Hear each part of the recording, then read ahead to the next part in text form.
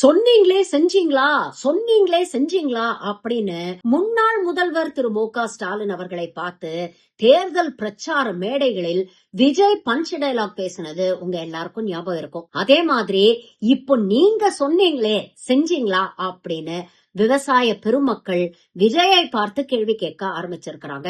தேர்தல் அறிக்கையில சொல்றது ஒண்ணு, ஆனா பயிர்க்கடன் தள்ளுபடி அப்படிங்கிற பேர்ல செய்யறது வேற ஒன்னா இருக்கே அப்படின்னு கடுமையான விமர்சனங்கள் எழுந்திருக்கு.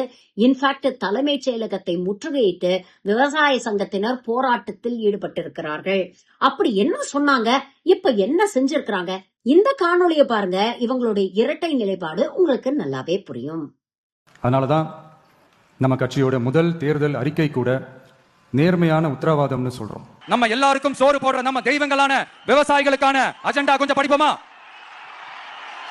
5 ஏக்கருக்கு குறைவான நிலமுள்ள விவசாயிகளுக்கு வேளாண் கூட்டுறவு சங்கங்களில் வாங்கிய பயிர்க்கடன் முழுமையாக தள்ளுபடி செய்யப்படும். 5 ஏக்கருக்கு மேல் உள்ள விவசாயிகளுக்கு 50% தள்ளுபடி செய்யப்படும். விவசாய கடன் தள்ளுபடிக்கு இன்னைக்கு அரசாணை வெளியே வந்திருக்கு. எல்லாரும் சந்தோஷப்பட்டிருப்பீங்க. எனக்கும் சந்தோஷம்தான். வாழ்த்துக்கள் முதல்வர் விஜய் அவர்களுக்கு. உங்களுடைய தேர்தல் வாக்குறுதியில் நீங்க சொன்னது 5 ஏக்கருக்கு கீழே இருக்கவங்களுக்கு 100% கடன் தள்ளுபடியும், 5 ஏக்கருக்கு மேல இருக்கவங்களுக்கு 50% கடன் தள்ளுபடி மட்டும் தான் நீங்க சொன்னீங்க.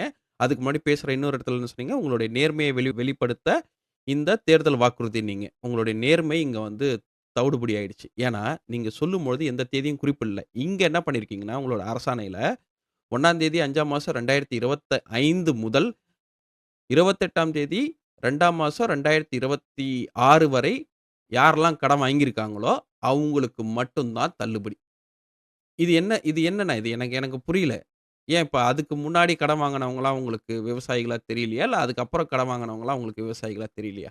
சரி, இதையும் தாண்டி உங்களுடைய குறைஞ்சபட்ச நேர்மை எங்க உடையுதுன்னா, இந்த பக்கம் இல்ல, 2வது பக்கத்துல தான் உடையுது. இப்ப 50,000 வரை கடன் வாங்கினவங்களுக்கு குறு விவசாயிகளுக்கு 100%, சிறு விவசாயிகளுக்கு 50% போட்டுட்டு 60,000 கடன் வாங்கினவனுக்கு 40,000 தள்ளுபடி, இங்க 20,000 தள்ளுபடி, 1 லட்சம் ரூபாய்க்குள்ளார வாங்கினவங்களுக்கு வெறும் 10,000 தள்ளுபடி.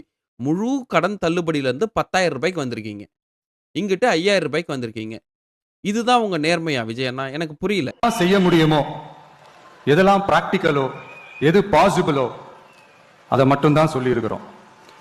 ஆட்சிக்கு வந்ததுக்கு அப்புறம் இதுல சொல்லாததையும் செய்வோம், அது வேற விஷயம்.